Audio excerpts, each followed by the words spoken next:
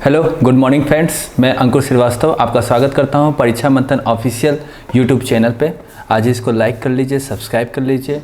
जैसा कि आप जानते हैं कि आगामी 13 जून को होने वाली यूपीपीसीएस प्रारंभिक परीक्षा के लिए ये बैच निःशुल्क कार्यशाला परीक्षा मंथन के द्वारा स्टार्ट की गई है और इसमें मैं अंकुर श्रीवास्तव इकोनॉमिक्स के आर्थिक समीक्षा की क्लासेस विगत 3 लेक्चर हम लोग ले चुके हैं और अब ये आज इकोनॉमिक सर्वे के बाद बजट का तीसरा लेक्चर और जो कि अंतिम अध्याय है, जो निश्चित तौर पे आपके एग्ज़ाम में एक महत्वपूर्ण भूमिका दर्ज करेगा। और इसके इन्फॉर्मेशंस को कोशिश ये की गई है कि सभी पहलुओं को तय किया जाए एक निर्धारित टाइम में कि आपको इसके बाहर कोई क्वेश्चन ना आए। ठीक है, बात करते हैं हम कुछ बिंदुओं पे बजट। जैसा कि हमने पहले लेक्चर में बजट के से जो इतिहास रहा उसके बारे में मैं चर्चा की थी।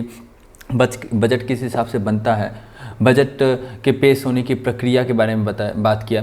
दूसरे कल के लेक्चर्स में हमने बजट के प्राइमरी सेक्टर्स कृषि पे, साथ में जितने भी राजकोषीय घाटा हैं, राजस्व घाटा हैं, प्रभावी राजस्व घाटा हैं और सरकार का जो राजस्व प्राप्ति, जो टोटल कुल व्यय है और कुल आय है, जिसमें कि राजस्व की आय, पूंजी की आय और राजस्व का व्यय और पूंजी का व्यय, उसका स्ट्रक्चर्स ऑफ इंफॉर्मेशन हमने क्रमवार बिंदुवार ढंग से आपको दिया। ठीक, अब हम आज बात करते हैं आपसे बजट के कुछ बिंदुओं पे, जिसमें कि पहला है राजकोषीय घाटा का वित्त पोषण। क्वेश्चन आपका ये आ सकता है कि राजकोषीय घाटा का वित्त पोषण अगर है तो उसमें सरकार मार्केट से जो धन उगाही कर रही है, इसके घाटे को कम करने के लिए सरकार जो धन ले रही है, इसके लिए सरकार वित्त पोषण के लिए सबसे ज़्यादा किस पे डिपेंडेंट है। देखिए, इसमें राजकोषीय घाटा वित्त पोषण की जब हम बात करते हैं तो इसमें कुछ देनदारियाँ हैं, जैसे कि विदेशी ऋण लेते हैं, ठीक है, साथ में आंतरिक ऋण लेते हैं, आंतरिक बाजार से ऋण लेते हैं, साथ में राज्य के जो कर्मचारी निधि पीएफ अकाउंट हैं उनसे भी सरकार, क्योंकि वो एक अल्प बचत है, वो कुछ समय तक ही रहती है, सरकार के पास रहती है एक टर्म के लिए, जिसमें कि 1.5 लाख रुपए के करीब कर्मचारी निवेश कर सकता है और सरकार बाद में इसको ब्याज के साथ लौटाती है।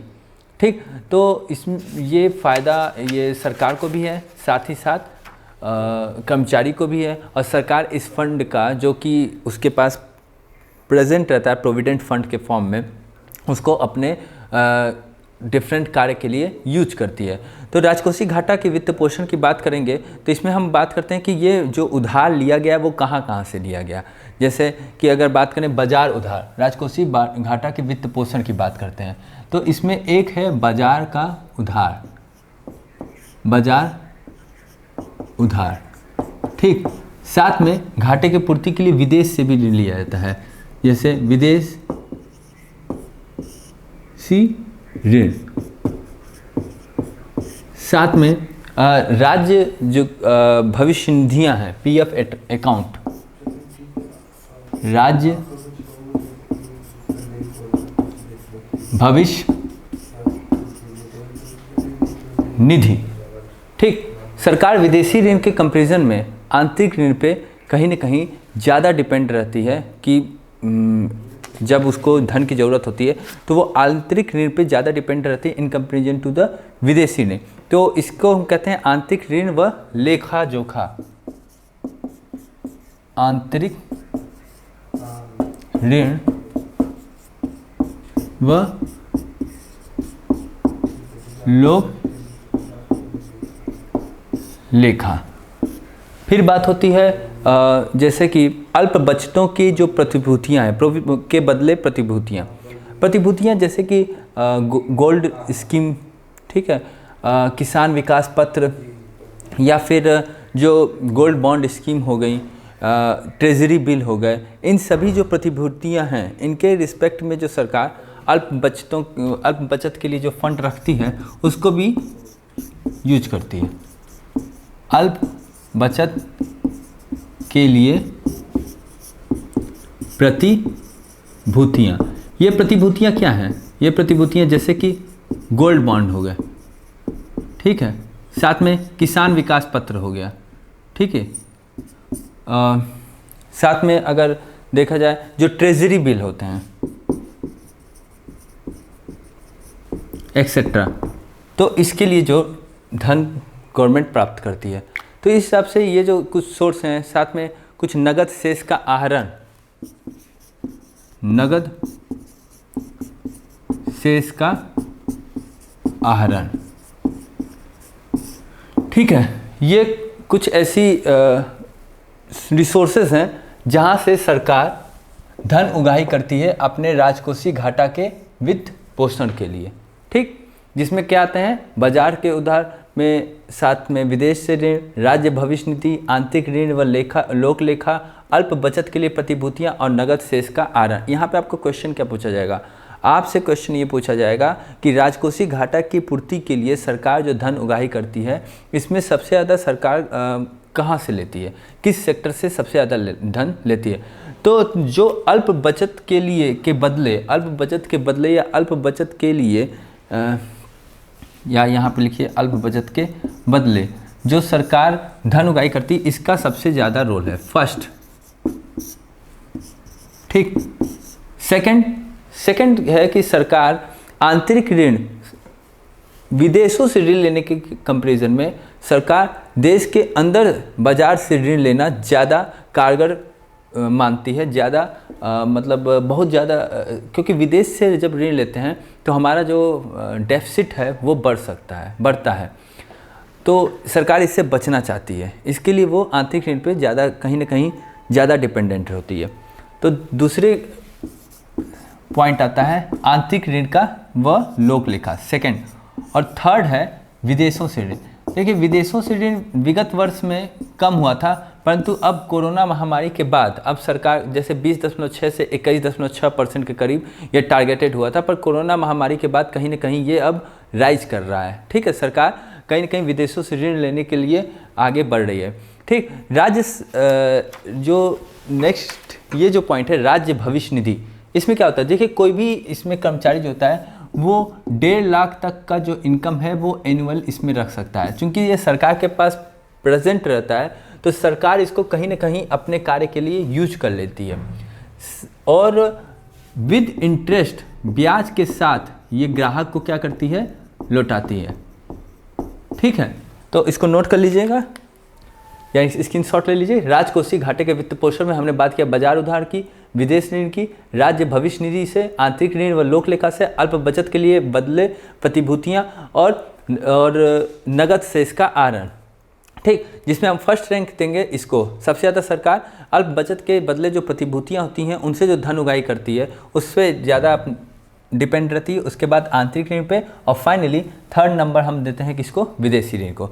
अब हम बात करते हैं टैक्स का रुझान। टैक्स का रुझान इस फाइनेंशियल ईयर 2021 और 2022 में क्या है और क्या रहेगा।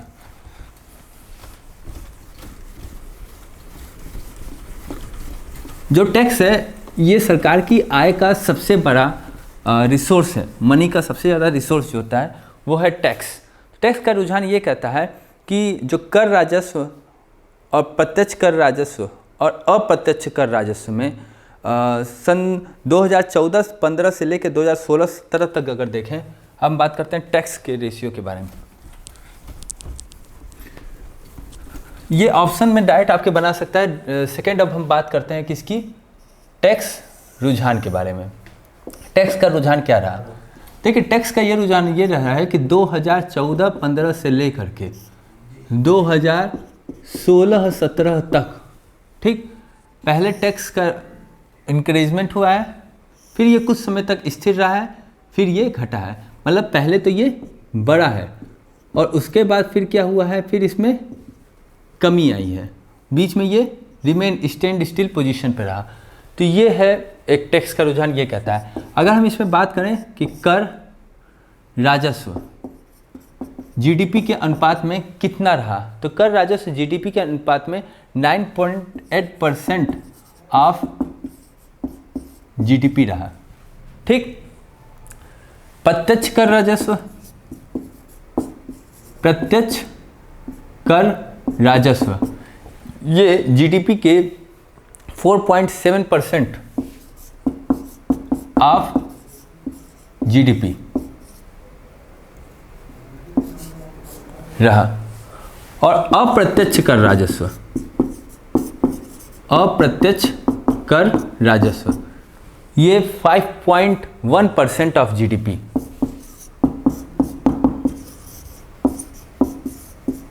ठीक है, तो कर राजस्व, अप्रत्यक्ष कर राजस्व, अप्रत्यक्ष कर राजस्व अगर जीडीपी के रिस्पेक्ट में देखा जाए तो 9.8%, 4.7 एंड 5.1%।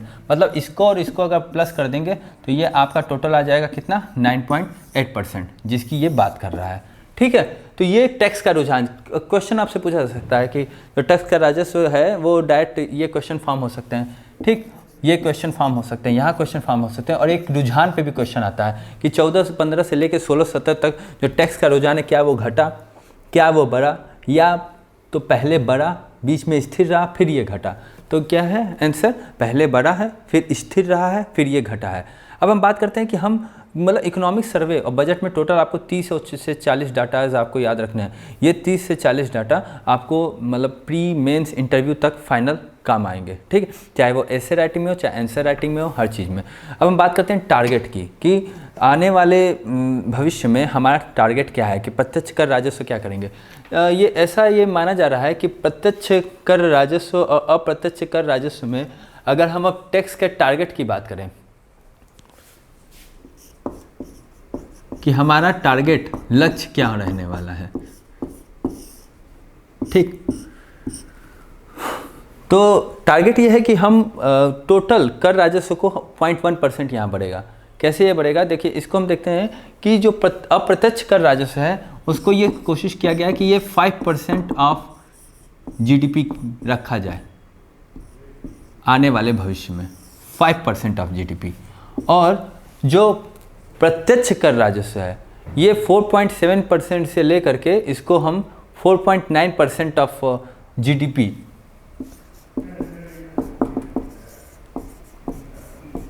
रखना चाहते हैं। ठीक, और जो कर राजस्व है वो 9.8% से 9.9% तक इसको हम टारगेट रखे हैं कि इतना हमारा रहेगा। ठीक, अब हम बात करते हैं कि अगर यहाँ पे ये देखिए कि हमारा टारगेट ये है कि जो डायरेक्ट टैक्स है, ये डायरेक्ट टैक्स को हम क्या कर रहे हैं, 4.7% से हम राइज कर रहे हैं और ले जा रहे हैं 4.9% तक हमारा टारगेट लेके जा रहे हैं। जबकि वहीं जो इनडायरेक्ट टैक्स है उसको हम 5.1% से लेकर के 5% ले रहे हैं। मतलब इसमें क्या हो रहा है, इसमें डिक्रीजमेंट हो रही है। ठीक है, 5% तक। ये ऐसा क्यों हो रहा है, देखिए चूंकि इनडायरेक्ट टैक्स है वो जीएसटी के फॉर्म में ऑलरेडी हम ले रहे हैं। अगर हम इसको बढ़ा देते हैं तो लोग क्या करेंगे, सामान की जो क्रय है वो क्या हो जाएगा, परचेजिंग वो घट जाएगा, लॉस होगा। इसीलिए सरकार ये टारगेट रखी है कि हम अप्रत्यक्ष कर को बढ़ाएंगे नहीं, जबकि इसको हम घटाएंगे। जबकि प्रत्यक्ष कर क्या कर रहे हैं, प्रत्यक्ष कर को हम बढ़ा रहे हैं, वो 4.7% से 4.9%। क्यों, क्योंकि भारत जैसे देश में असमानता जो है उसको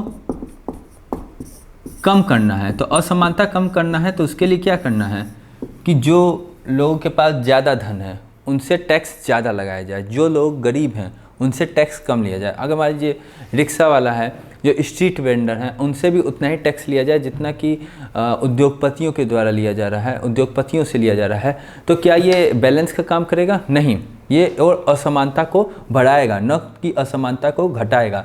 तो जो टैक्स पॉलिसी है वो ये कहती है कि कहीं ना कहीं समानता डेवलप हो। इसके लिए हम क्या करते हैं कि डायरेक्ट टैक्स को हम बढ़ाएंगे, जो लोग ज़्यादा कमा रहे हैं उन पर डायरेक्ट टैक्स लगेगा तो वो ज़्यादा से ज़्यादा उनको हम टैक्स देना पड़ेगा।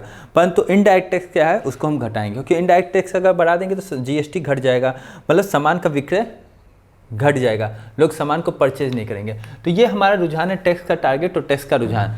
ठीक, कर राजस्व, प्रत्यक्ष कर राजस्व, अप्रत्यक्ष कर राजस्व और जीडीपी के परसेंटेज के फॉर्म में, और फाइनल इसका प्रोजेक्शन क्या है, आने वाले भविष्य में हम कितना टारगेट कर रखे हैं।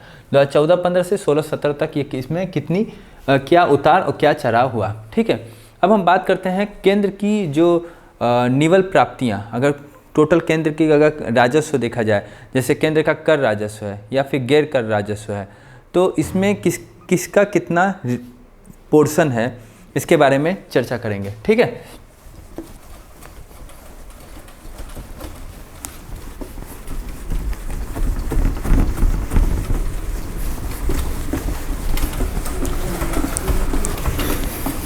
देखिए जो कर का जो निवल प्राप्तियां हैं वो क्या कहलाती है, that is a net receipt of the centre. अगर ये 2 पॉइंट हो गए, this is the first, second, third. अब हम बात करते हैं केंद्र की निवल प्राप्तियां।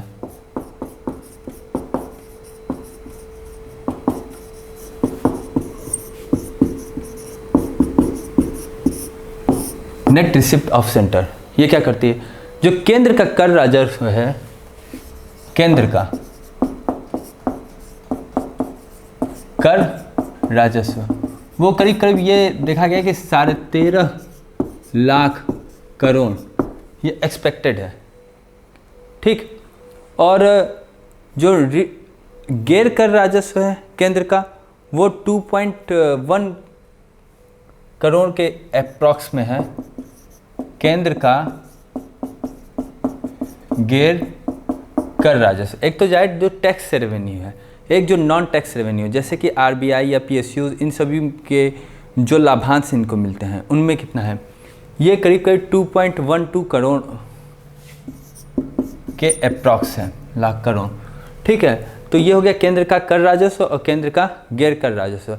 और अब उन पूंजीगत प्राप्तियों की बात करते हैं जिनसे कि कोई ऋण नहीं जनरेट होती है, कि जिनसे कोई डेबिट जो होती है वो जनरेट होने के चांसेस नहीं है, ठीक।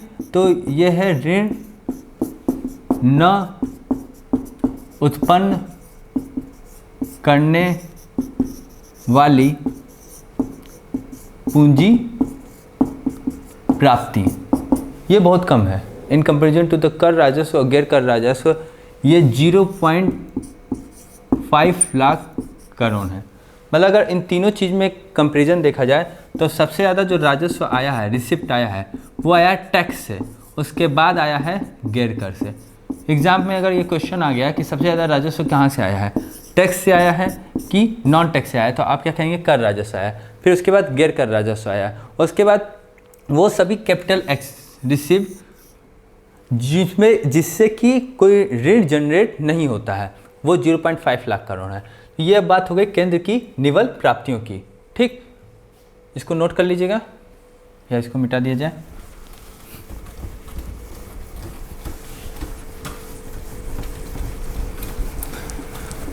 अब बात करते हैं केंद्र का व्यय। जो केंद्र की जो व्यय की संरचना है वो क्या कहती है।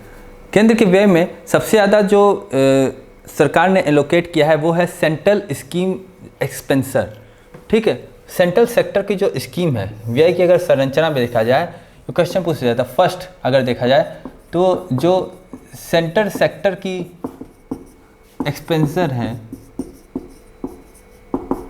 खर्च हैं, उनमें सरकार सबसे ज़्यादा खर्च कर रही है। उसके बाद कहते हैं केंद्रीय क्षेत्र के जो अलग एक्सपेंसर हैं, केंद्रीय क्षेत्र के अलग जो खर्चे हैं उनके भी बात की जाएगी, ठीक है।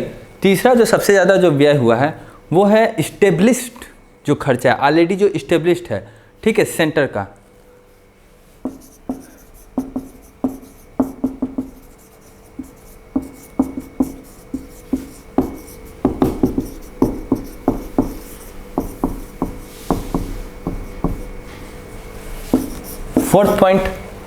फोर्थ पॉइंट में हम केंद्र जो सेंट्रल स्पॉन्सर्ड प्रोग्राम है, केंद्र प्रायोजित, केंद्र की योजना नहीं है, जो केंद्र के द्वारा प्रायोजित है, केंद्रीय प्रायोजित योजना। फिफ्थ पॉइंट अगर देखा जाए तो वो क्या है कि जो वित्त आयोग के जो सुझाव हैं, जैसे कि 13वां फाइनेंस कमीशन था, उसने कहा था 32% दे दीजिए राज्यों को। 14th फाइनेंस कमीशन हुआ 14वां, तो उन्होंने क्या कहा कि टोटल 42% दे दीजिए। अब की बार जो 15वां वित्त आयोग है उसका भी रिकमेंडेशन है कि 42 पॉइंट समथिंग इतना परसेंट आपको राज्य को देना ही है, ठीक है। क्योंकि जीएसटी या हर चीज़ से इतना ज़्यादा जो रेवेन्यू जनरेट हो रहा है, इस रेवेन्यू जनरेट होने के कारण सेंट्रल के पास, तो स्टेट को बैलेंस करने के लिए फंड देना वित्त आयोग का एक रिकमेंडेशन है कि आपको देना ही पड़ेगा। तो वित्त आयोग द्वारा जो राज्य को जो फंड दिया जा रहा है उसका ये। और दूसरी बात जो रेस्ट कुछ ग्रांट हैं, अन्य अनुदान।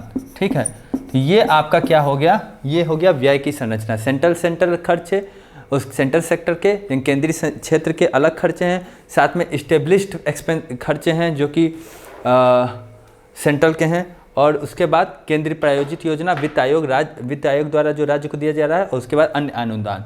तो ये है व्यय की संरचना। इसको सीक्वेंस में लाने के लिए आ सकता है, इसको नोट डाउन कर लीजिएगा। ठीक है, अब हम बात करते हैं पूंजीगत व्यय की प्रवृत्ति। पूंजीगत व्यय की प्रवृत्ति में जैसे कि आप देखे हैं कि हेल्थ में, एजुकेशन में या फिर कृषि में सरकार ने जो एक्सपेंस किया है उससे एक पता चला है कि सरकार की प्रवृत्ति है कि कृषि क्षेत्र में लगातार खर्च जो हैं वो बढ़ते जा रहे हैं, निरंतर वृद्धि है। और सबसे ज़्यादा मिनिस्ट्रीज़ में देखा जाए तो मिनिस्ट्रीज़ में मिनिस्ट्री ऑफ रेलवे में सबसे ज़्यादा खर्चा है। अगर पूंजीगत खर्च की प्रवृत्ति देखी जाए तो रेल में सबसे ज़्यादा, रेल के व्यय में, मिनिस्ट्रीज़ में अगर देखेंगे तो रेलवे में बहुत ज़्यादा खर्चा किया गया है। देन उसके बाद अगर आप बात कीजिए, देखिए एग्रीकल्चर में, तो एग्रीकल्चर में क्या हुआ, एग्रीकल्चर में निरंतर जो है वो वृद्धि देखने को देखी गई है खर्च में। उसके अलावा हेल्थ में, ठीक है, पहली बार कोरोना के बाद हेल्थ के एक्सपेंसर को कितना बढ़ा दिया गया, 137% जो है एक्सपेंसर को वो इंक्रीज कर दिया गया। उसके बाद शिक्षा कौशल बढ़ाने के लिए एजुकेशंस पे, इस पे भी खर्चा क्या है, काफ़ी सरकार का बढ़ाया गया। और उसके बाद परिवहन, शहरी विकास, अमृत योजना। ठीक, इसके बाद आप देखिएगा परिवहन पे देखिए, ठीक, शहरी विकास पे देखिए, शहरी विकास, ठीक, परिवहन, इन सभी पे खर्च जो है वो लगातार आप देखेंगे तो लगातार बढ़ रहा है, चाहे रेल पे, मिनिस्ट्रीज़ में, एग्रीकल्चर में, हेल्थ में, एजुकेशन में, परिवहन में, शहरी विकास में। अगर क्वेश्चन आए कि भारत की जो व्यय नीति है उसकी जो खर्च करने का जो पैटर्न है वो किस हिसाब से है, इस पर अगर क्वेश्चन लिखने को आ जाए तो इस तरह के डाटा जो हैं वो आपको काम आ सकते हैं, पूंजीगत व्यय की प्रवृत्ति। उसके बाद अब हम बात करेंगे राज्य सरकार को दिया जाने वाला ऋण। देखिए राज्य सरकार को कैसे ऋण देते हैं, जानते हैं कि ये फाइनेंस कमीशन के आधार पर, ये 5-5 साल पे एक फाइनेंस कमीशन बनती है। उस फाइनेंस कमीशन के रिकमेंडेशन के आधार पे राज्य सरकार को ऋण दिया जाता है। ठीक है, आर्टिकल 260। तो राज्य सरकार को दिया जाने वाला ऋण ये क्या कहता है, देखिए फाइनेंस कमीशन फॉर्म होती है प्रत्येक कितने 5 ईयर पे, और इसके कुछ रिकमेंडेशन है कि आने वाले समय में कितना एलोकेट किया जाए। जैसे कि अगर आप देखेंगे तो एक 13वां फाइनेंस कमीशन बना था। 13वां फाइनेंस कमीशन जो बना था विजय केलकर जी थे, और 14 फाइनेंस कमीशन, इसमें जो रेड्डी जी थे, ठीक, इसमें केलकर जी थे, विजय केलकर जी इसके अध्यक्ष थे। और इसमें 15वां फाइनेंस कमीशन है जिसके जो अध्यक्ष हैं वो कौन है, NK सिंह जी। ठीक, तो ये फाइनेंस कमीशन क्या कहता है, जैसे 13 फाइनेंस कमीशन ने ये कहा कि 32% सरकार को, केंद्र को, स्टेट को देना चाहिए। इसने कहा 32% देने को, ठीक है, राज्य को अनुदान, राज्य को। ठीक, 14 फाइनेंस कमीशन ने इसको 42%, रेड्डी साहब ने, YV रेड्डी साहब ने इसको 42% कर दिया। ठीक, उसके बाद NK सिंह जी ने इसको वर्तमान में 41% करने के लिए रिकमेंड किया है। ठीक, ये टोटल राज्य को जो सेंट्रल के द्वारा जो अनुदान दिया जाता है उसके बारे में ये 13वां, 14वां और 15वां फाइनेंस कमीशन की रिपोर्ट के आधार पे रिकमेंडेशन है। और वर्तमान में 13.14 से लेकर 13.89, जैसे वर्तमान में 13.14% हम रेवेन्यू सेंट्रल स्टेट को दे रहा है, इसको 13.89 सन 2022-23 के लिए इसको टारगेट, सन 2021-22 के लिए इसको टारगेट किया गया है। ठीक है, ये 21-22 के लिए, अभी 20-21 में ये इतना था, मतलब कुछ न कुछ % इसको बढ़ाया गया है। और ये फाइनेंस कमीशन की भी ये समय समय पे रिकमेंडेशन है। ठीक, तो अब हमने बात कर लिया राज्य सरकारों को दिए जाने वाले ऋण के बारे में। इस हिसाब से हमने क्या क्या आज के क्लास में अभी तक ये जाना कि राजकोषीय घाटे का वित्त पोषण क्या है, टैक्स का रुझान क्या रहा कि कैसे ये बढ़ा और फिर कैसे ये स्थिर रहा, फिर ये घटा, और टैक्स नॉन टैक्स रेवेन्यू में क्या रहा और आने वाले समय में उसका टारगेट क्या है। डायरेक्ट टैक्स पे, इनडायरेक्ट टैक्स पे, ठीक। देन केंद्र की जो निवल प्राप्तियां हैं उनका सीक्वेंस क्या है और सबसे ज़्यादा कहाँ से प्राप्तियां सबसे ज़्यादा कहाँ से होती हैं। व्यय की संरचना अगर आप देखेंगे तो व्यय की संरचना कहाँ पे सरकार, जैसे सेंट्रल स्पॉन्सर्ड स्कीम है या केंद्र की जो अलग योजना है, कहाँ पे सबसे ज़्यादा खर्च करती है, कहाँ कम खर्चा करती है, इसका एक सीक्वेंस है, ठीक। और फिर उसके बाद पूंजीगत व्यय की प्रवृत्ति, जैसे एग्रीकल्चर सेक्टर, रेलवे, परिवहन, इन सभी में सरकार जो लगातार खर्च कर रही है, लगातार बढ़ रही है। इस पर व्यय की मतलब आपको निरंतर बढ़ने की प्रवृत्ति देखने को मिल रही है। राज्य सरकार को दिए जाने वाले ऋण से यह पता चल रहा है कि फाइनेंस कमीशन के रिकमेंडेशन पे सन 2020-21 से लेकर सन 2021-22 में ये कुछ न कुछ परसेंटेज जो है वो बढ़ा।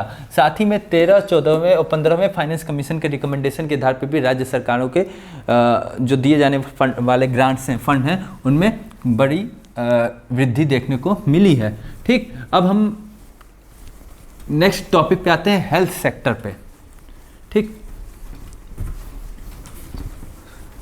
हेल्थ सेक्टर पे हेल्थ सेक्टर में अगर बात करें तो सरकार 137% के साथ इसमें वृद्धि की है। इसके पहले हेल्थ सेक्टर शुरू करें, इसके पहले हम एग्रीकल्चर सेक्टर, जैसे कि कल के क्लास में एग्रीकल्चर सेक्टर चल रहा था, उसके कुछ टॉपिक बचे रह गए थे, ठीक है। तो जैसे कि सरकार के अब की बार का जो एम था उसमें 9 पॉइंट थे एग्रीकल्चर्स में, तो उसमें वित्त मंत्री जी ने कहा था कि कृषि और उसके जो सहायक क्षेत्र हैं उसमें 9 उपाय करने के प्रस्ताव उन्होंने रखा। इसको कंप्लीट मिटा दिया जाए।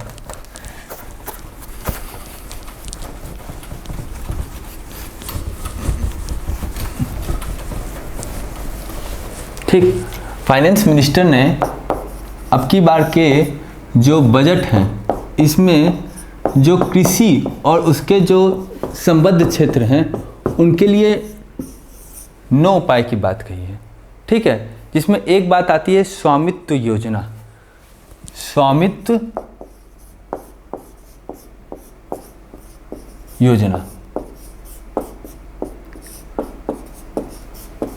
ठीक है। क्या है स्वामित्व योजना, कब ये लॉन्च हुई और अब इसका टाइम ड्यूरेशन कब से कब तक कर दिया गया है, इसके बारे में जानते हैं। देखिए, स्वामित्व योजना अगर ये अप्रैल 2020 से लेकर के और मार्च 2024 तक इसका एक टाइम पीरियड रखा गया है। और इसमें यह है कि ये सभी राज्य, देश के सभी राज्यों में, साथ में केंद्र शासित प्रदेश तक इसका विस्तार कर दिया गया है। मतलब वर्तमान में जो 6.2 लाख गांव हैं, मतलब अप्रैल 2020 से लेकर के आपका 2024 तक इसको टारगेट कर दिया गया है, ठीक। और 2024 तक, ठीक। और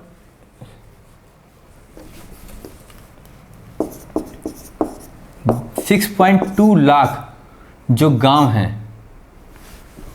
उनमें ये इसका फोकस है।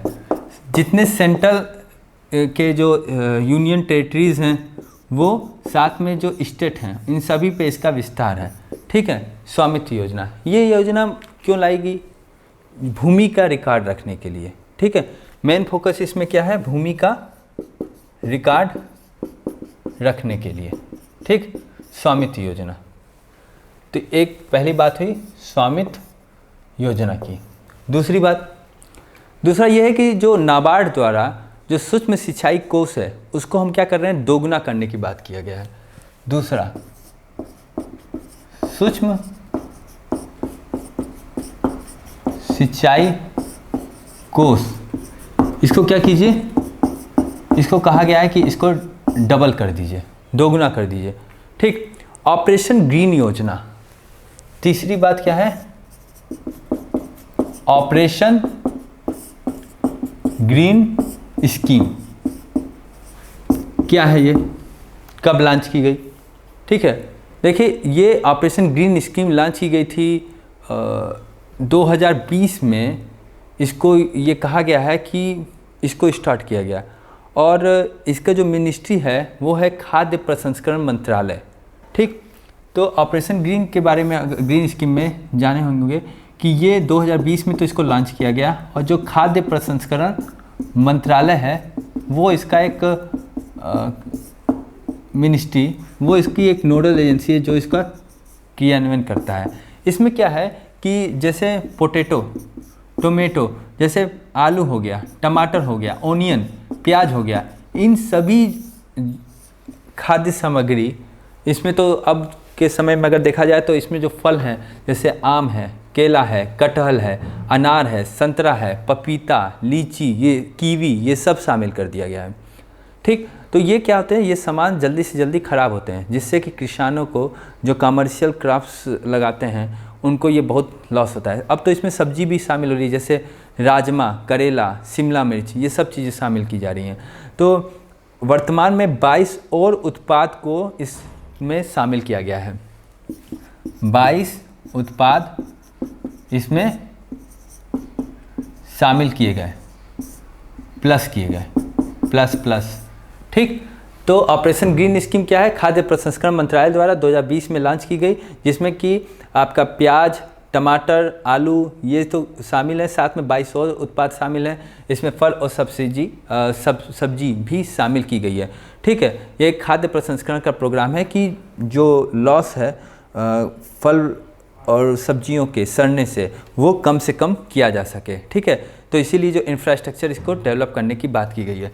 फिर इसको नोट कर लिए, इसको मिटा दिया जाए। तो अब तक बात हुई स्वामित्व योजना की, सूक्ष्म सिंचाई कोष और ऑपरेशन ग्रीन स्कीम।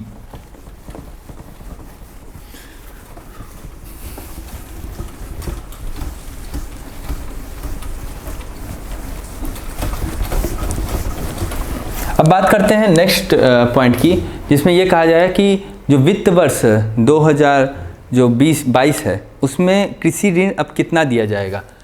तो ये 4th पॉइंट है एग्रीकल्चर में, वित्त वर्ष 2021-22 जो अब नेक्स्ट आ रहा है, इसमें हम टोटल 16.5 लाख करोड़ कृषि ऋण देने का रिकमेंडेशन किया गया है। ठीक है, और जो ई नाम किस लिए लाया गया था, मंडियों के लिए।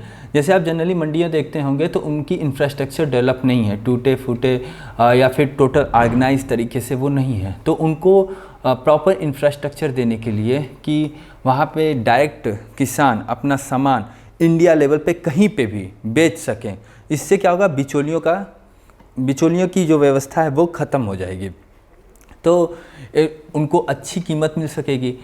इसके लिए ये जो योजना थी वो 14 अप्रैल 2016 को लॉन्च की गई। ये अब की बार के जो बजट है उसमें कहा गया है कि 1000 जो मंडी हैं, मंडियों को और इसमें ऐड किया जाएगा।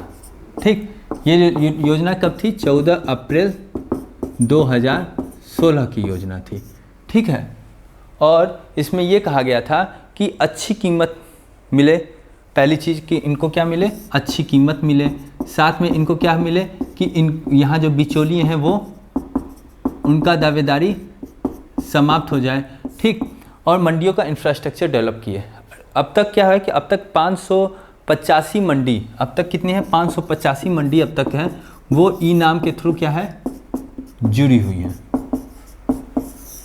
ठीक, और हम अब की बार कहें कि 1000 मंडियों को हम और ऐड कर देंगे इस ई नाम में। ठीक, तो ये हमारी बात हुई कि एग्रीकल्चर के इंफ्रास्ट्रक्चर में हम क्या क्या कर रहे हैं।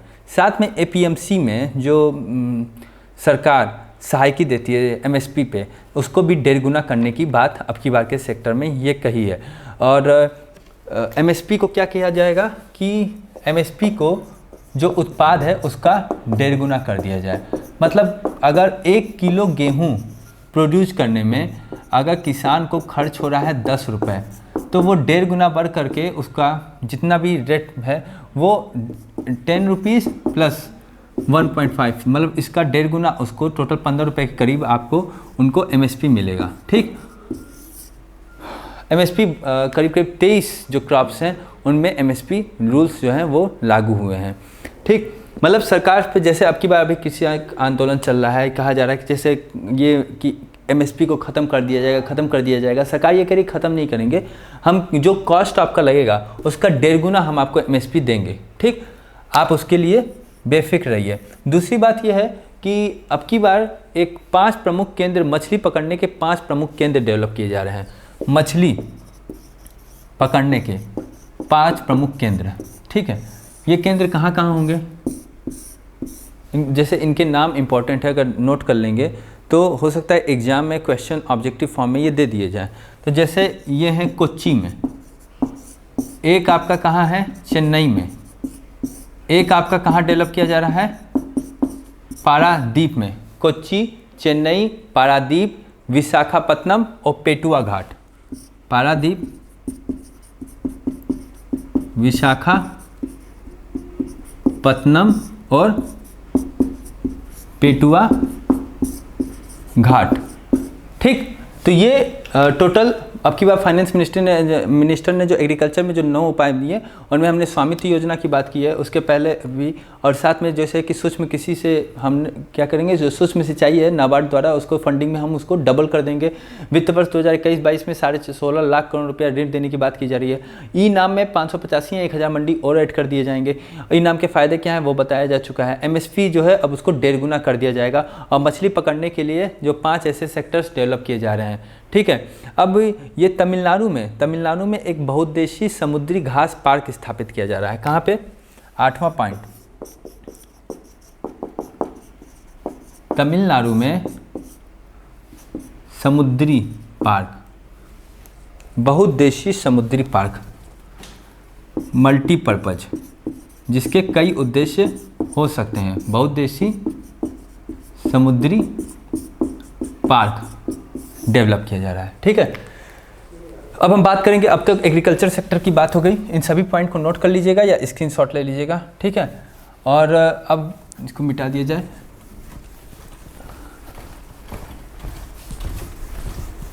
अब हम बात करते हैं हेल्थ सेक्टर में। हेल्थ सेक्टर में अब की बार कोरोना के बाद सरकार पहले भी हेल्थ सेक्टर पे खर्च करती थी, पहले भी NHM नेशनल हेल्थ मिशन नाम के प्रोग्राम थे, परंतु अब की बार सरकार ने पहली बार एक नए हेल्थ मिशन NHM के अतिरिक्त एक अलग परियोजना लॉन्च की है, और उस परियोजना का नाम क्या है? आत्मनिर्भर, एक प्रधानमंत्री आत्मनिर्भर स्वस्थ भारत अभियान करके एक योजना लॉन्च की गई है। देखिए, हेल्थ सेक्टर में जो चेंज की गई है वो ये है कि करीब करीब पहला एक पॉइंट डाल दिए, हेल्थ सेक्टर। इन सभी पॉइंट को नोट कर लीजिए, एग्जाम में इस लेक्चर से बाहर क्वेश्चन आने के चांसेस बहुत ही कम है। हेल्थ सेक्टर में अगर आप देखेंगे तो टोटल 137% की वृद्धि की गई है। 137% की वृद्धि, ज़्यादा डाटा नहीं जाननी है, जितना डाटा काम भर का है उतने डाटा को कम से कम आपके दिमाग में रखना आपको ज़रूरी है। जैसे पहले क्या करते थे कि पहले 94 लाख करोड़ रुपया था वो खर्च था, परंतु अब की बार कोरोना के बाद सरकार ने 2,23,000 करोड़ रुपए एक्सपेंस हेल्थ सेक्टर में एक्सपेंस करने लगे। एक आया है प्रधानमंत्री आत्मनिर्भर भारत योजना, प्रधानमंत्री आत्मनिर्भर भारत योजना। और चौथा वैक्सीनेशन के लिए क्या किया गया? सरकार ने वैक्सीनेशन के लिए 15,000 करोड़ रुपए जो है वो खर्च किए हैं। ठीक, और साथ में प्रतिवर्ष 50,000 जो बाल मृत्यु हो रही है निमोनिया के, उसके कारण न्यूमोकॉकल वैक्सीनेशन पे भी, pneumococcal vaccine to control the growth, to control the IMR about the 15% जो बाल मृत्यु दर है, चाइल्ड डेथ रेट, वो sorry not IMR, this is the child death rate. अगर देखा जाए तो चाइल्ड डेथ हो रही है तो उसमें 50% जो होती है निमोनिया के, उसको कंट्रोल करने के लिए देखा जाए तो इस हिसाब से सॉरी 50% नहीं, 50,000 बच्चे की डेथ होती है हर साल, तो उसके लिए न्यूमोकॉकल वैक्सीन सिस्टम डेवलप किया गया। तो इस हिसाब से प्रधानमंत्री आत्मनिर्भर भारत योजना वैक्सीनेशन में 35,000 करोड़ रुपए का इन्वेस्टमेंट किया गया, और न्यूमोकॉकल वैक्सीनेशन को कंट्रोल करने के लिए। ठीक है, अब हम बात करते हैं पूरक पोषण कार्यक्रम। पूरक पोषण कार्यक्रम क्या है? देख, इसी में हेल्थ सेक्टर में ही, ये तो 5th पॉइंट है, पूरक पोषण कार्यक्रम। इसको मिटा दिया जाए, नोट कर लीजिएगा। ठीक, पूरक पोषण कार्यक्रम जिसे मिशन पोषण 2.0 कहा जा रहा है।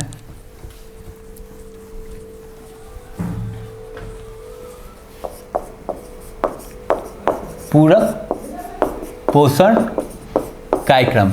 सरकार का ये कहना है कि फूड सिक्योरिटी तो हो ही गई, फूड सिक्योरिटी हो गई, नेशनल फूड सिक्योरिटी एक्ट है, पारित है, खाद्य सुरक्षा दे रहे हैं, अंत्योदय योजना के द्वारा दे रहे हैं, बट सप्लीमेंट नहीं दे रहे हैं। इस सप्लीमेंट को देने के लिए जो पोषण है वो प्रॉपर उसकी मतलब एक तो व्यवस्था हो, मतलब प्रॉपर सुविधा हो, फिर उसके बाद उसको पहुँच हो, उसकी डिलीवरी हो और उसके परिणाम भी आए।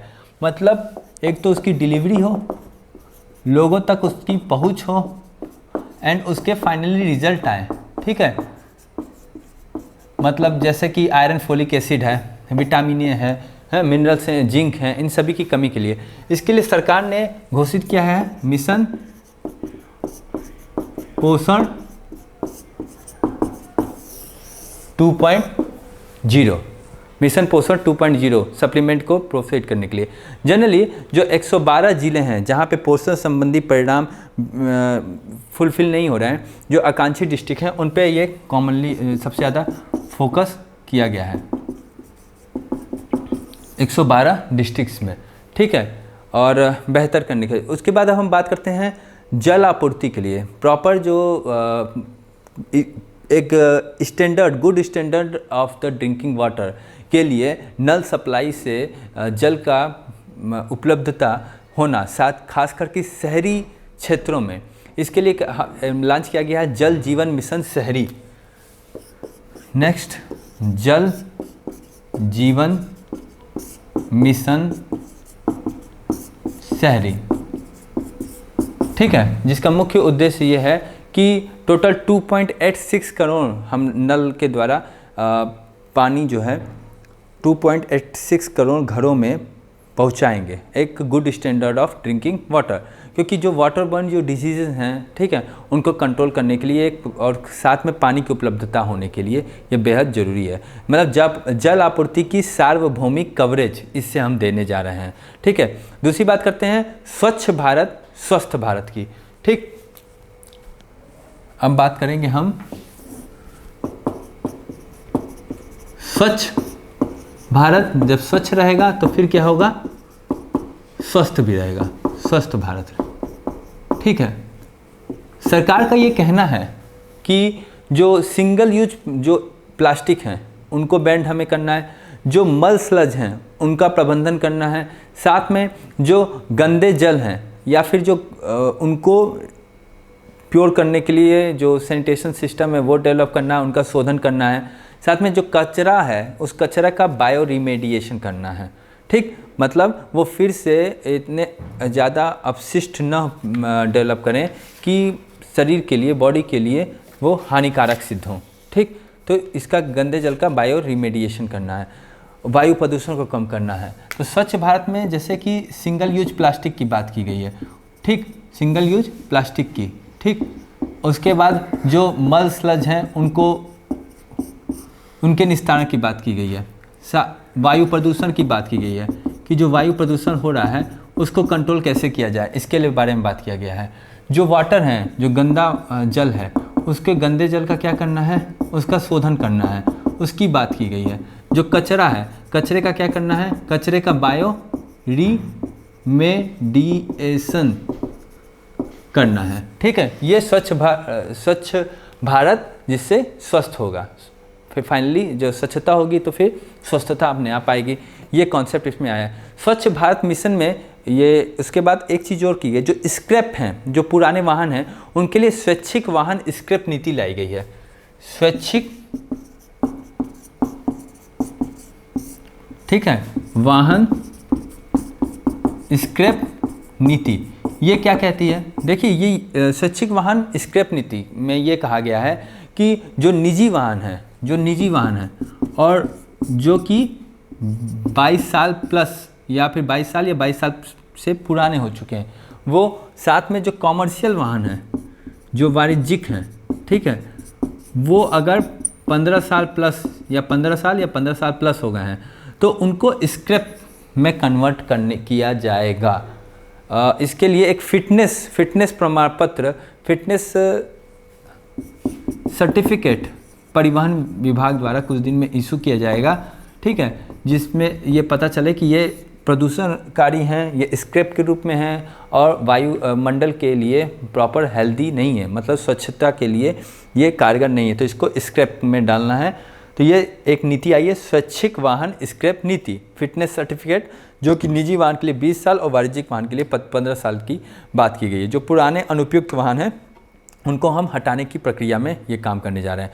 अब हम बात कर रहे हैं जो सेकंड पिलर है, सेकंड इंपॉर्टेंट पिलर। अब तक हमने बात किया एग्रीकल्चर के पिलर के लिए, अब हमने बात किया हेल्थ के पिलर के लिए। हेल्थ में मिशन पोषण 2.0 की बात की है, जल जीवन मिशन के लिए बात किया है, प्रधानमंत्री आत्मनिर्भर भारत मिशन के बारे में बात किया, जो कि नेशनल हेल्थ मिशन से एक अलग मिशन है। उसमें वायरोलॉजी सेंटर डेवलप किया जाएगा, एक नेशनल इंस्टीट्यूट हेल्थ के लिए डेवलप किया जाएगा।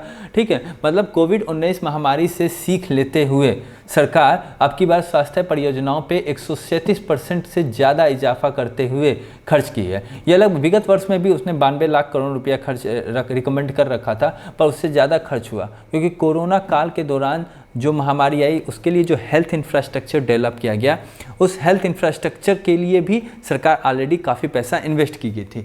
ठीक, अब स्वच्छ भारत स्वस्थ मिशन एंड स्वैच्छिक वाहन स्क्रैप नीति। अब हम बात कर रहे हैं विनिर्माण मतलब सेकेंडरी सेक्टर के लिए, सेकेंडरी पिलर के लिए, मतलब भौतिक और वास्तविक, भौतिक कहिए या फिर वास्तविक कहिए, रियल में जो वित्तीय पूंजी एवं अवसंरचना, जो सरकार का अब की बार बजट का दूसरा पिलर है, तो इसको मिटा दिया जाए।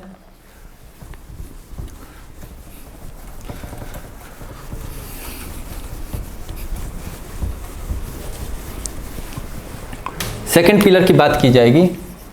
सेकंड पिलर, अर्थव्यवस्था के सेकंड पिलर में क्या कहा गया कि भारत को आत्मनिर्भर बनाने के लिए, आत्मनिर्भर बनाने का मतलब क्या है, जैसा कि कहा गया है 5 ट्रिलियन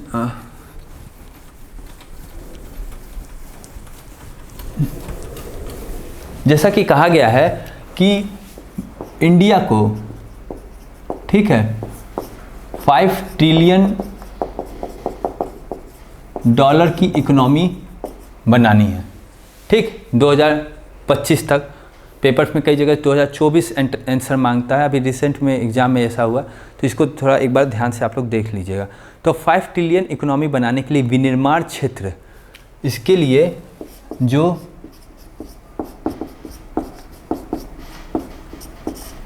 विनिर्माण क्षेत्र है, उस विनिर्माण क्षेत्र में हम डबल डिजिट की ग्रोथ हमें करनी है। डबल डिजिट ग्रोथ, जब डबल डिजिट ग्रोथ करेंगे तभी हम ग्लोबल, और जो सामान हमारे बने इस विनिर्माण संरचना के द्वारा, उसके लिए हम विशिष्ट क्षमता और अत्याधुनिक प्रौद्योगिकी हासिल कर सकें। मतलब जो क्षमता है वो भी अच्छी होनी चाहिए, और साथ में जो प्रौद्योगिकी है हमारी वो भी क्या है, हाई लेवल की होनी चाहिए। इससे क्या होगा, इससे हम जो ग्लोबल जो वैल्यू चेन है, हमारे सामान जो हैं वो वैश्विक वैल्यू चेन में शामिल हो जाएंगे। ठीक है, जिससे हमारा निर्यात बढ़ेगा। ठीक, तो इससे क्या होगा कि हमारी वस्तु की डिमांड वर्ल्ड लेवल पे बढ़ेगी। तो ये बात हुई थी कि अब की बार की विनिर्माण क्षेत्र में हमें सबसे ज़्यादा इंफ्रास्ट्रक्चर में के इस सेक्टर में हमें खर्चा करना है। देखिए, विनिर्माण क्षेत्र में 13 सेक्टर ऐसे हैं जहाँ पे PLI की बात कही है। PLI मतलब प्रोडक्टिव लिंक्ड इंसेंटिव। ठीक, विनिर्माण क्षेत्र के जो 13 सेक्टर हैं, इन 13 सेक्टर में किसकी बात की गई है, PLI की। PLI का मतलब क्या होता है, इसका मतलब होता है प्रोडक्टिव लिंक्ड इंसेंटिव, इसकी बात की गई है PLI की। और विनिर्माण क्षेत्र में जो पॉलिसी है, वो पॉलिसी का मुख्य एम क्या है कि 2025 तक भारत टोटल निर्यात में 25% जो है विनिर्माण क्षेत्र का हो। ये जो विनिर्माण क्षेत्र की जो पॉलिसी बन रही है, इस पॉलिसी का मुख्य उद्देश्य क्या है, मुख्य उद्देश्य यही है कि 2025 तक जो निर्यात भारत का हो रहा है, इसमें 25% हिस्सा किसका हो, वो विनिर्माण क्षेत्र का हो, विनिर्माण क्षेत्र का। ठीक, तो विनिर्माण क्षेत्र के में अब की बार बात की गई है अवसंरचना के जो भौतिक पूंजी निवेश में सेकंड पिलर जो है हमारे अब की बार बजट का, उसमें विनिर्माण क्षेत्र पे फोकस करते हुए ये कहा गया है कि भाई इसका आप डबल डिजिट ग्रोथ करिए। क्यों? तभी हम $5 ट्रिलियन की इकोनॉमी को फाइंड आउट कर सकेंगे। इसके लिए कि क्योंकि जो विनिर्माण है उससे हमारा जो सामान बनेगा वो ग्लोबल वैल्यू चेन में शामिल होगा। इस हम बाहर के बराबर अपनी क्षमता और प्रौद्योगिकी को बढ़ा सकेंगे और फिर हमारी वस्तुओं का निर्यात होगा, और ये निर्यात इस हिसाब से हो कि आगामी 2025 तक हमारा 25% हिस्सा विनिर्माण क्षेत्र का हो। और इसमें से 13 सेक्टर को हम PLI में शामिल किए हैं। PLI मतलब प्रोडक्टिव लिंक्ड इंसेंटिव। इसको नोट कर लीजिए या फिर इसका स्क्रीनशॉट ले लीजिए। ठीक,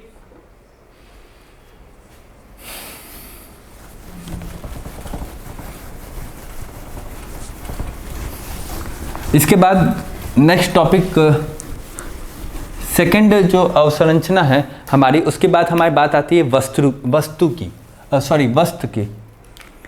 वस्त्र क्या है?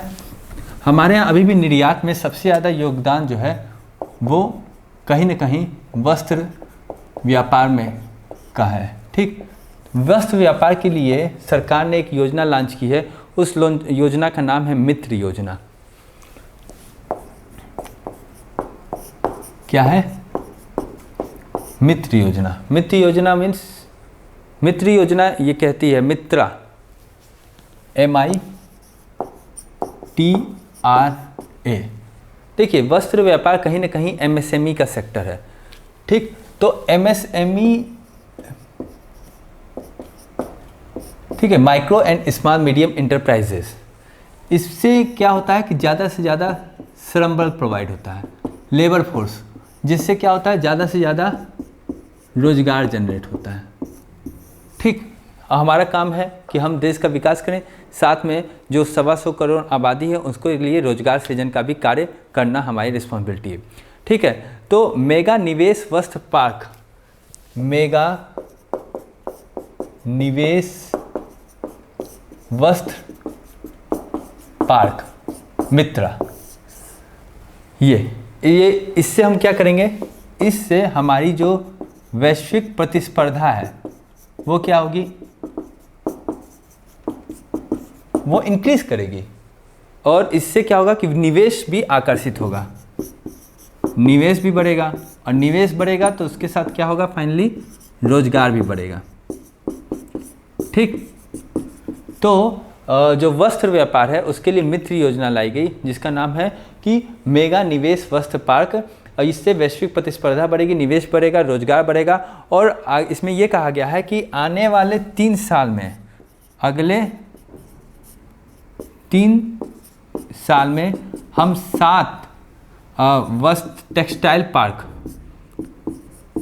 डेवलप करेंगे अगले 3 साल में। ठीक, और निर्यात में अग्रणी रहने के लिए, निर्यात में अग्रणी रहें हम लोग वस्त्र के सेक्टर के द्वारा, उसके लिए एक नीति लाई गई है, और उसके लिए कहे हैं प्लग एंड प्ले सुविधा। प्लग एंड प्ले सुविधा, प्लग एंड प्ले सुविधा ये कही गई है कि आप अपना खाली इन्वेस्टमेंट लेकर आइए, जो हमारे निर्माण है वो ऑलरेडी इंफ्रास्ट्रक्चर यहाँ पे प्रेजेंट है, मूलभूत ढांचा प्रेजेंट है, और हम यहाँ पे फाइनली यहाँ आपको पूरा सिस्टम प्रोवाइड करेंगे कि आप यहाँ पे अपना सिस्टम लॉन्च कर सकें, मतलब प्रोडक्शन कर सकें, वस्त्र का व्यापार का कर सकें। अवसंरचना का वित्त पोषण DFI, इसे कहते हैं विकास वित्त संस्थान, DFI, इसे क्या कहा जा रहा है? विकास वित्त संस्थान। विकास वित्त संस्थान क्या कहता है कि सरकार ने दीर्घकालिक ऋण देने के लिए, लॉन्ग टर्म ऋण देने के लिए बजट में 20,000 करोड़ रुपए से, 20,000 करोड़, क्यों? लॉन्ग टर्म जो ऋण देने के लिए ये एक DFI बनाया है, विकास वित्त संस्थान बनाया है, जो कि अगले 3 वर्षों में 5 लाख करोड़ का एक पोर्टफोलियो सुनिश्चित करेगा। कि 3 वर्ष में कितना का? अगले 3 वर्ष में ये 5 लाख करोड़ का पोर्टफोलियो डेवलप करेगा। DFI, विकास वित्त संस्थान। अब की बार सड़क अवसंरचना की बात करते हैं, तो अब बात करते हैं सड़क की। सरकार जैसे सड़क के लिए भारतमाला परियोजना या डिफरेंट परियोजना लॉन्च करती है। अब की बार इस मिनिस्ट्री में सबसे ज़्यादा मतलब बजट जो है वो सड़क के निर्माण पे खर्च किया गया है।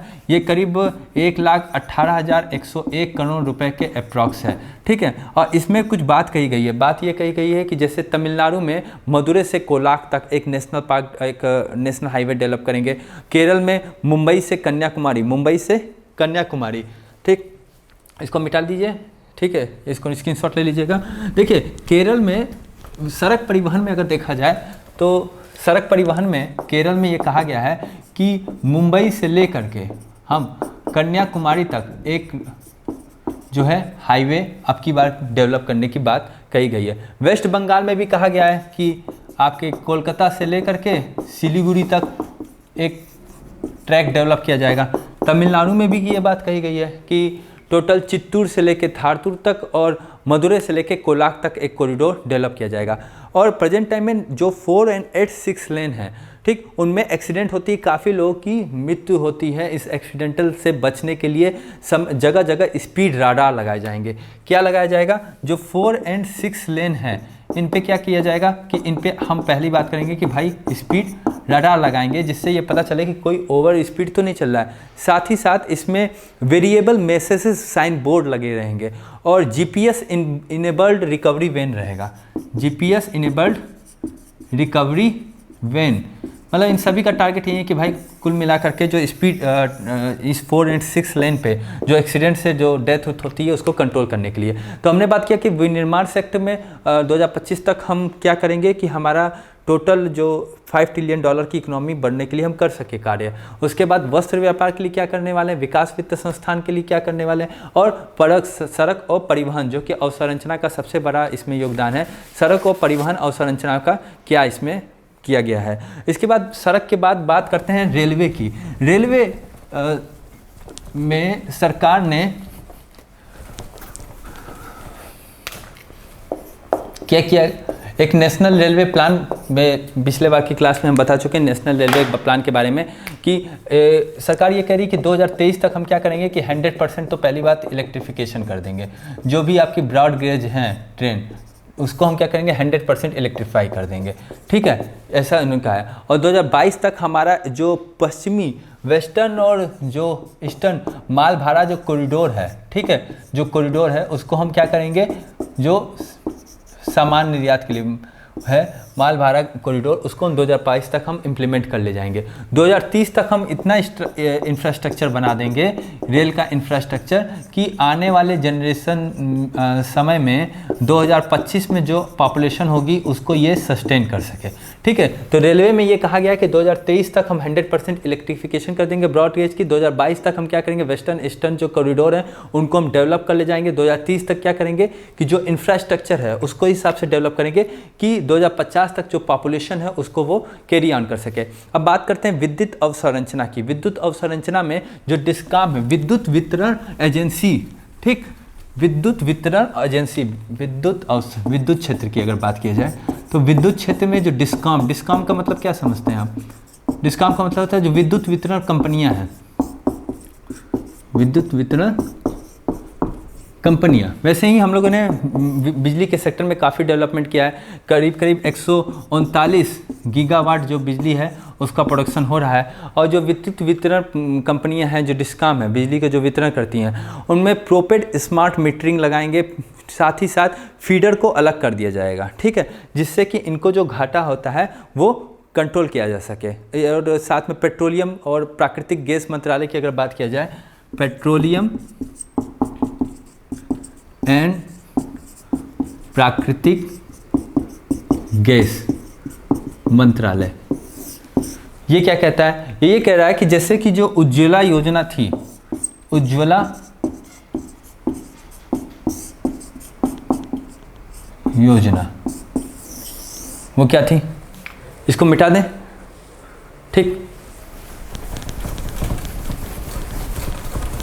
ये सभी फैक्ट्स जो हैं उनको नोट करते रहिएगा, ठीक है। तो बिजली के सेक्टर में सरकार ने क्या किया है कि डिस्कॉम को इस तरह से सेटल किया है कि फीडर्स को सेपरेट कर दिया है और प्रीपेड जो आपके स्मार्ट मीटरिंग सिस्टम कर दिया है, जिससे कि इनका जो लॉस है वो कंट्रोल किया जा सके। पेट्रोलियम में प्राकृतिक गैस की मंत्रालय की बात किया जाए तो उज्ज्वला योजना में अब की बार क्या किया गया कि चूंकि ऑलरेडी जो है 8 करोड़ लोगों को हमने क्या कर दिया है, उज्ज्वला योजना से सब्सिडाइज एलपीजी प्रोवाइड कर चुके हैं। अब हम 1 करोड़ लोगों को और इसमें क्या कर रहे हैं, अब की बार ऐड कर रहे हैं। ये न्यू है, अब की बार के बजट में ये ऐड है कि 1 करोड़ लोगों को हम और ऐड कर रहे हैं। जम्मू एंड कश्मीर में एक गैस पाइपलाइन डेवलप किया गया है। जम्मू एंड कश्मीर में क्या डेवलप किया गया है, एक गैस पाइपलाइन डेवलप किया गया है, ठीक है। और एक स्वतंत्र गैस ट्रांसपोर्ट सिस्टम ये स्थापित करने की बात की जा रही है, स्वतंत्र गैस ट्रांसपोर्ट सिस्टम, ठीक। तो अब की बार के बजट में ये इतना रहा। अब वित्तीय पूंजी की अगर बात किया जाए, वित्तीय पूंजी फाइनेंशियल सेक्टर में, तो वित्तीय पूंजी के क्षेत्र में इसको नोट कर लीजिएगा, वित्तीय पूंजी, फिनटेक, फाइनेंशियल टेक्नोलॉजी, वित्तीय पूंजी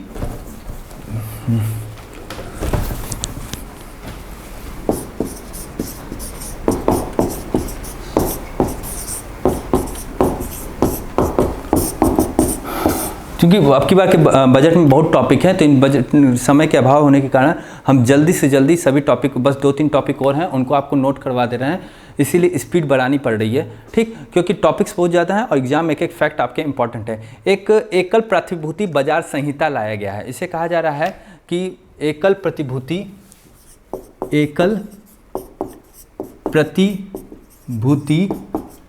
बाजार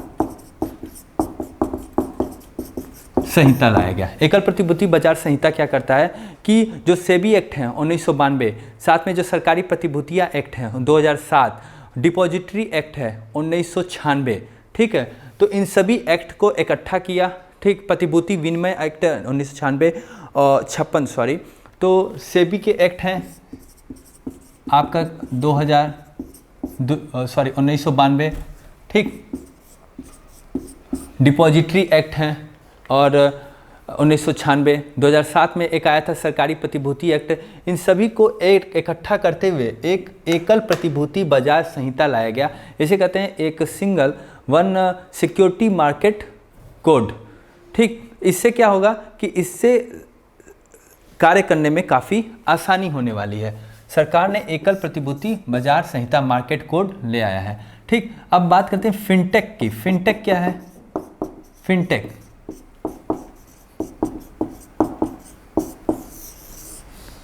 फिनटेक ये है कि फाइनेंशियल टेक्नोलॉजी, जैसे हम जो फ़ोन पे, गूगल पे, ये सब चीज़ें यूज करते हैं, तो जो गिफ्ट कंट्री है, गिफ्ट सिटी डेवलप की गई है, कहाँ पे, आईएफएससी, गिफ्ट सिटी में आईएफएससी डेवलप किया गया है, ठीक। फाइनेंशियल जो टेक्नोलॉजी के लिए ये गिफ्ट सिटी कहाँ पे है, गिफ्ट सिटी है आपके गुजरात में डेवलप की गई है। तो यहाँ पे इस फाइनेंशियल टेक्नोलॉजी के लिए, फिनटेक के लिए, एक फ़ोन पे, गूगल पे के लिए एक बड़ा इंफ्रास्ट्रक्चर डेवलप किया जा रहा है, ठीक।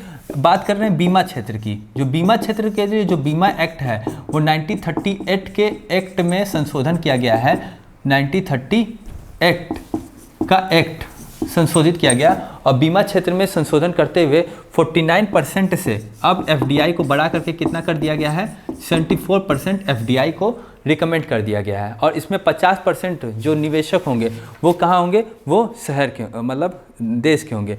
विनिवेश की बात किया जाए, विनिवेश की बात क्या है, स्ट्रेटजिकल विनिवेश की बात की गई है और एक है गैर स्ट्रेटजिकल विनिवेश, ठीक। तो विनिवेश, सरकार का ये कहना है कि हम विनिवेश के द्वारा करीब करीब 1,75,000 करोड़ रुपया इकट्ठा करेंगे।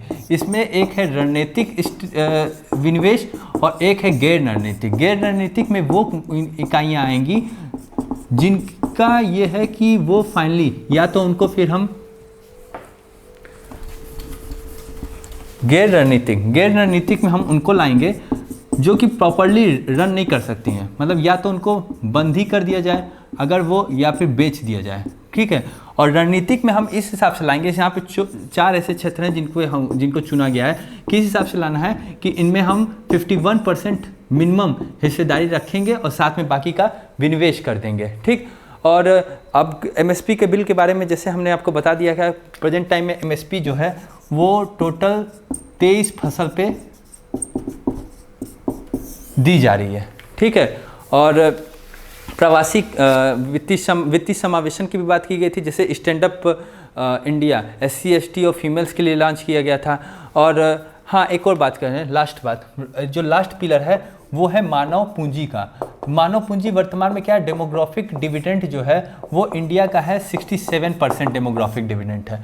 ठीक, अब इसको हम स्किल करेंगे। स्किल करने के लिए हम संयुक्त अरब अमीरात के साथ कौशल विकास एक मतलब ऐड कर रहे हैं कि हम अपने स्किल को डेवलप कर सकें।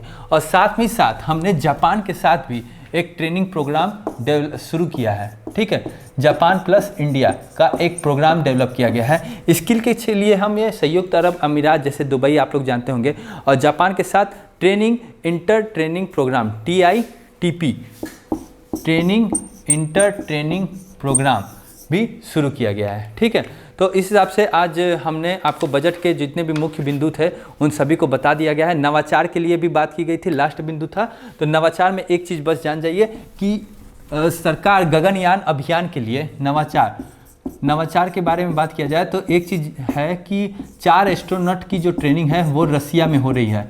ठीक है, और जो भविष्य में हम लोग मानव के साथ अंतरिक्ष भेजने वाले हैं। और दिसंबर 2021 में पहला मानव रहित जो यान है वो भेजा जाएगा, लॉन्च किया जाएगा। और डीप ओशन मिशन के लिए 4000 करोड़ रुपया दिया गया है। इस हिसाब से हमने जितने भी बजट के मूल आंकड़े थे, जो व्यय थे, उन सभी के बारे में बात किया। हेल्थ सेक्टर के बारे में बात किया, विनिर्माण सेक्टर के बारे में बात किया, और निर्माण सेक्टर के बारे में बात किया, विनिवेश सेक्टर के बारे में बात किया कई जगह। इसलिए चूँकि डाटाज बहुत ज़्यादा हैं, आप इनको धीरे धीरे पॉज करते हुए नोटेड डाउन कीजिए और ये आपके एग्जाम सेक्टर्स में हेल्प करेंगे। धन्यवाद।